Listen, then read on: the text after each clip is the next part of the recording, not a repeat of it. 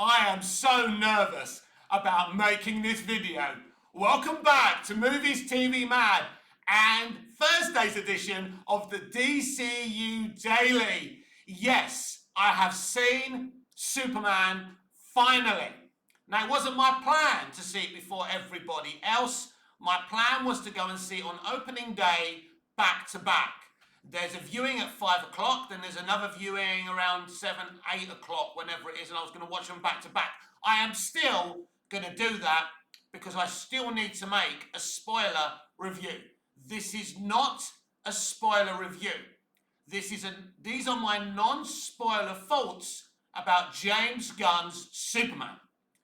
This film is okay, good, brilliant, bad, awful, cringe, all at the same time. It genuinely is. I don't think anyone reviewing this movie is going to find it easy to say, it's good, it's great, I love it, it's bad, it stinks, it's cringe. It's all of those things. It genuinely is. There is no doubt that this is a James Gunn movie. It's got him all over it. And there lies the problem. Now, James Gunn has never been the best at dialogue, but this dialogue brings a new definition to cringe. The dialogue in this movie is one of its biggest problems. It is horrible. And the person who gets saddled with most of the bad dialogue is Superman. But some of the things he has Superman saying are Superman type of things, but the execution of the way that Superman is speaking, the tone, is terrible. I have watched mostly all Superman live action. I haven't seen all of the George Reeves show. I haven't seen all of the Dean Cain show. And I haven't seen all of Tyler Hoechling's Superman and Lois. But I've enjoyed, low-key, high-key, whatever, all the live-action Superman to this point on television and on film. And I never felt that any of these versions felt un-Superman. The character that was the biggest issue for me in this film was Superman. It's like he's trying to make him Superman, but he fails at making him Superman. And a lot of it is the dialogue, which is utterly problematic. But it's also Superman's attitude in this movie. Either Gunn has had a total misunderstanding on who and what this character is, or he purposely wanted to make a fool out of Superman. One of the biggest problems you're going to find is Superman's attitude. Now, we've spoken about this repeatedly. We've spoken about the Clark Lois Superman interview that's supposed to echo back to the Superman 78 interview, and it certainly doesn't do that. The Superman 78 interview on Lois Lane's balcony is fucking beautiful. I don't care if you're a Donna lover, Donna hater, Snyder fan, Snyder hater, part of the Snyder cult, whatever you call yourselves, whatever side of the net you go to sleep at night, you must admit that Superman and Lois interview scene on Lois's balcony is fucking perfection. It's fucking brilliant. It's serious, but it's also very, very humorous at the same time. I can still watch it and get the feels. It's fucking amazing. This interview scene between Lois and Superman is problematic. Now, he's decided to be Superman, but he's, it's weird. It's weird. She's challenging him. She's trying to be a proper journalist, a proper interviewer. So she's challenging him, and he doesn't like it. As I said earlier, some of the things he's saying make sense from the point of view of Superman, but the execution is all wrong. He's shouting at Lois every time she challenges him. This, my friends, isn't my Superman. Isn't the Superman that I grew up with. Now, a lot of people said that with Man of Steel and Henry Cavill. I didn't. I understood what Man of Steel was attempting to do. It was trying to make a modern day Superman, a post 9/11 Superman. One of the best things was that Superman in Man of Steel doesn't overspeak, something that Nolan and Goya found a lot of criticism for doing. But I think that's right. I actually think that Clark Kent is a man of very few spoken words. He's a journalist, he writes a lot, but he doesn't find it easy to speak as Clark Kent. That's all part of the disguise. I mean, even as a young man, he's a little bit more, he doesn't say, even in Smallville, he talks, but he doesn't talk. He doesn't overly speak. Go back and watch Smallville. Go back and watch the Jules Reeves show, the Dean Cain show, Superman and Lois. And this is what I'm saying.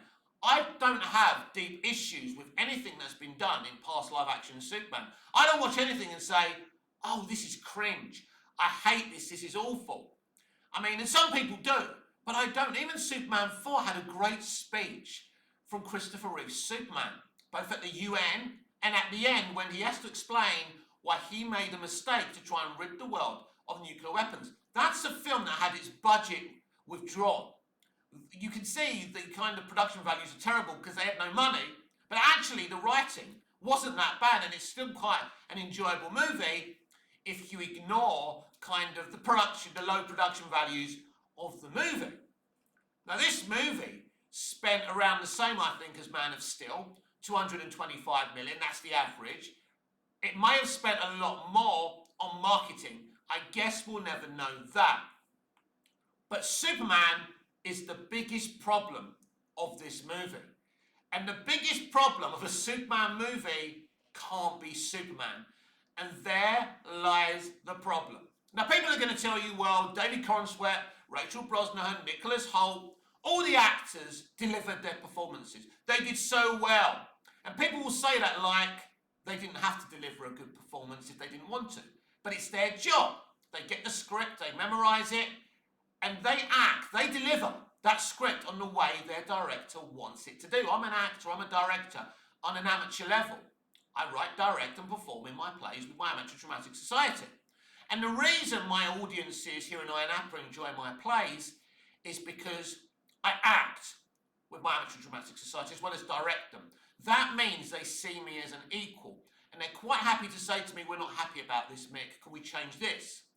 And if my actors are not happy about something, I'll find a way around it. I'm not one of those directors who says, look up in the sky, say blue, because that's what I want you to do. And so basically, if an actor does a bad job, it's the director's fault. If my actors do a bad job, it's my fault. Never blame an actor. I always hear people saying, oh, this is a bad actor. There's no such thing as a bad actor.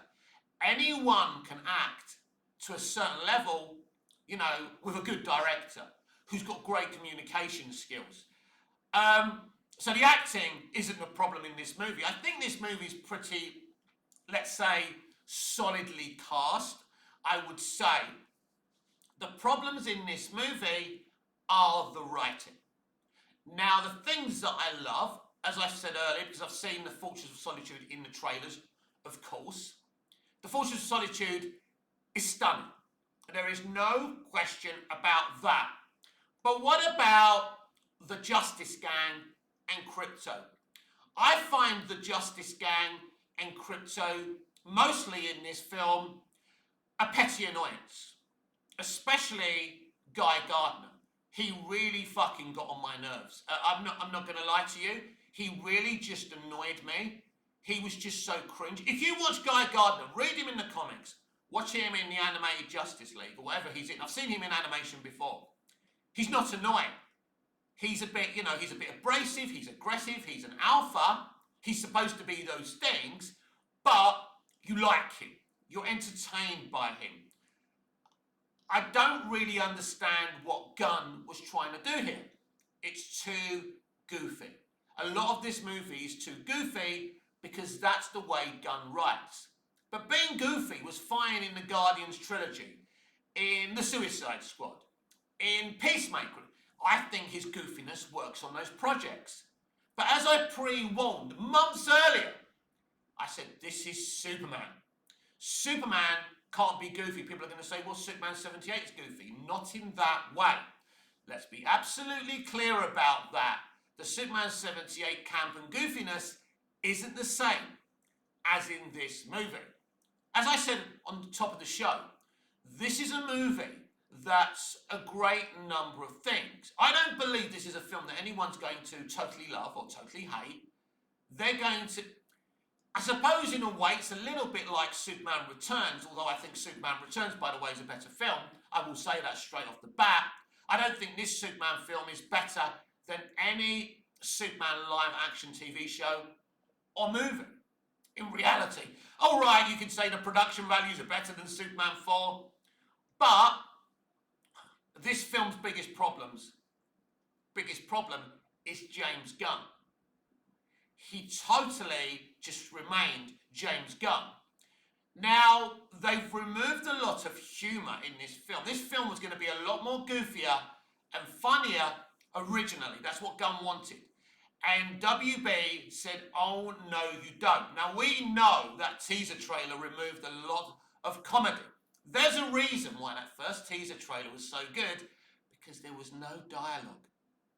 I can't remember, was there any dialogue at all? I can't remember. But basically, no dialogue. Nobody speaks. And that's why that first teaser really worked. But as we got into the other trailers and characters started to say things, that's when the problems begun. And as I watched this film, as I opened up, as I watched the enjoyable fight with the kaiju, for example, it was really good. And I enjoyed that. I want to see Superman fighting a kaiju. It's random. One of the worst things about the movie are the interactions between Superman and Lex Luthor. Again, the dialogue lets Nick and David down. Nicholas Hoult and David Corenswet. Again, it's nothing to do with the actors. They can only do as they're told. There's not much freedom here. Gunn will claim that he's open, but he ain't that open. This is a James Gunn movie in every sense of the word. And the exchanges, especially one exchange between, I think it might even be the first exchange between Superman and Nicholas Holt's Lex Luthor, I found it terrible. I really did. It kind of tried to harpen back to that moment in Superman 78 when Superman pushes the door open and Lex says, my attorney will be in contact with you about the damage to the door, which I think is great. And it really works. And then he tells Otis to take the gentleman's cape. And Chris just gives Ned Beatty this brilliant, filthy look. And it's brilliant. And it works. But this scene I'm talking about, as I say, I'm not giving you any spoilers, because that wouldn't be fair. These are really early screenings. And no one, I don't want to see anyone on Reddit or whatever you say it, giving away. And I think a lot's going to be given away about this movie now. People are going to be leaking the shit out of this movie, but not on Movies TV Mad. I think that Corenswet and Brosnahan have got a good, solid chemistry. I do not believe this is the chemistry of Reeve and Kidder, of Joranson Welling, or Dean Cain and Terry Hatcher, who had some of the best Lois and Clark sex appeal ever. I don't think Gunn's particularly good at romance anyway.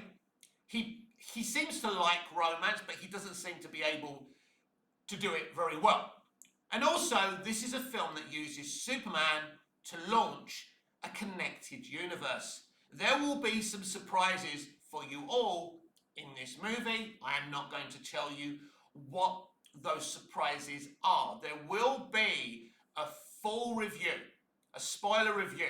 When I've seen this film back to back on opening day, the following day I should be able to record a very long, extensive spoiler review.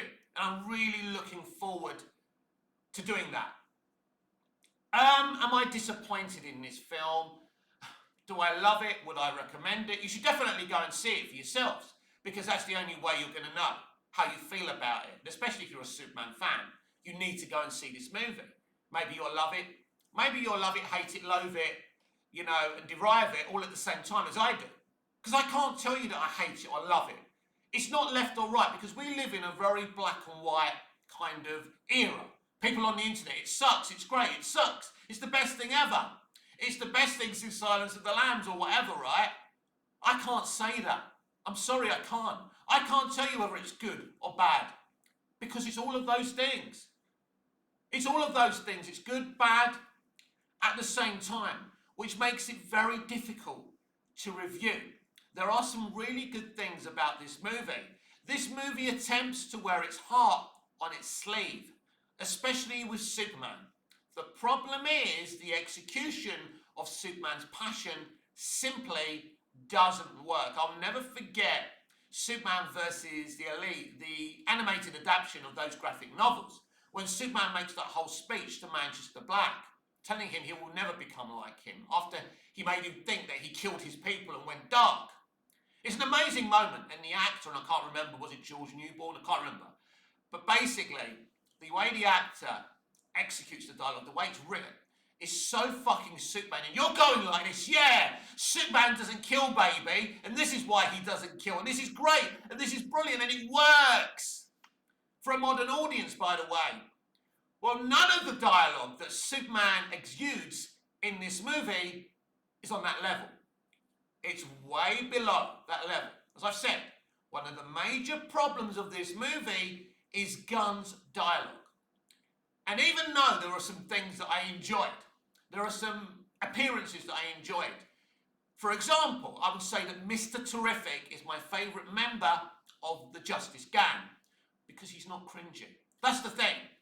Gunn didn't write him as cringy as the others. I mean, Hawk Girl. I'm sorry to say this, and I love Hawk Girl. I love seeing her in Justice League, the animated series. I thought she was great. But this doesn't feel like Hawk Girl to me. She's wearing the costume, but I'm not feeling it. So as I say, this film isn't bad, good, or cringe. It's all of those things at the same time. I want you to comment down below and let me know what you think of my opinions of this movie. Considering you haven't seen this movie yet, remember that. I've been very responsible in not telling you any secrets about this movie. I think that's very, very important. But from the very, very beginning, I made it clear to all of you that I would be honest about this movie. And in this video, I've given you some non-spoiler faults. I have been absolutely honest about those faults. But one's opinion on films evolves. So once I've seen it back to back twice on opening day, maybe my views on it will change. I have no idea. But we will get to the spoiler review in a couple of weeks' time, and I'm excited to do that for you. But today, I'm a bit underwhelmed. Underwhelmed because I saw a lot. There's a lot in this movie. And it has a very, very short runtime, which is also a huge problem. It's an overstuffed film. There's no, look, let's be honest about that. Sometimes when people call a film overstuffed, like Batman vs Superman, that was bollocks. That film wasn't overstuffed. Batman Returns was accused of being overstuffed. That's bollocks as well. This film is absolutely overstuffed, and Gunn tried to compare it to the Nolan movie. What was it called? I forgot. Nolan's previous movie before the one he's making. What is it called? Anyway, he tried to say that movie has more supporting characters than Superman. That's a huge difference. Those characters weren't squeezed in to connect to an extended connected universe, my friend. That's the only reason they're in there. Plus, you're obsessed with groups of people, and that's the problem. The point of Superman is he's an individual. He has Jimmy, he has Perry, he has Lois, he has Mara and Pa Kent, he has his biological parents, he has his friends from Smallville. But the best live-action Superman has been able to have Superman be a solo character. In Smallville, he's a solo character, but he also has his friends. But there's a part of Clark in Smallville that's very private and very personal. And some of the stuff he goes through in that show is between him and us. That's one of the things that kind of made me relate to Superman as a kid, because we were kind of the only ones who knew who he was, and that was something special between us and our hero. And this is one of the problems with James Gunn's version of Superman. But there are a lot of problems with this movie. There are a lot of good things with this movie, and that's the problem. Because this movie should have been a home run. It didn't need to be Man of Steel. It didn't want to be Man of Steel. It needed to be a basic, easy to watch movie. And unfortunately, it certainly isn't that.